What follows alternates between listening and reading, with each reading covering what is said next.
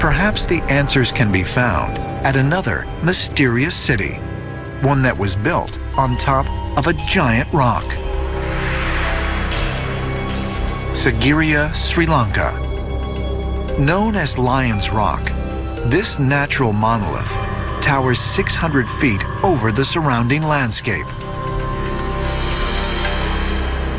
It was discovered in 1831 by a British Army officer named Jonathan Forbes. What he found there was a natural monolith, a giant cliff rock, and stairs had been cut into it, and then a palace had been built on top, and it's extremely remote area and high up vertical cliffs. Sigiriya was certainly a Buddhist monastery from the first millennium BC. And then around 500 AD, it actually became a fortress and a palace for a local king. There are gardens and palaces on the very top of the rock. Then there's various caves, and within these caves are different murals. These fresco paintings feature portraits of women that some researchers believe represent ladies of the king's court, while others suggest the women are religious figures. But according to ancient astronaut theorists, the images reveal more evidence of extraterrestrial contact in the distant past.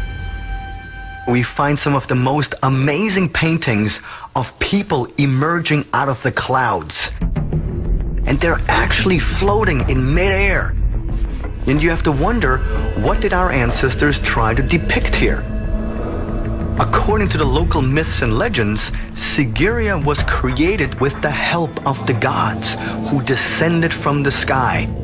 What a beautiful poetic way to depict something that they might have witnessed.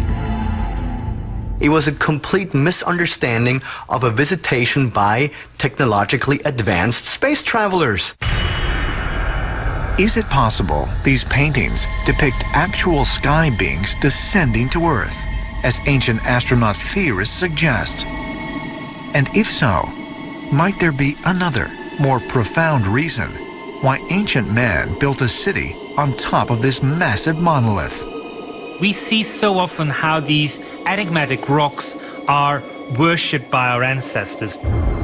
They somehow are gateways between our world and the world of the gods. And so in Sigiriya, we're seeing this once again confirmed.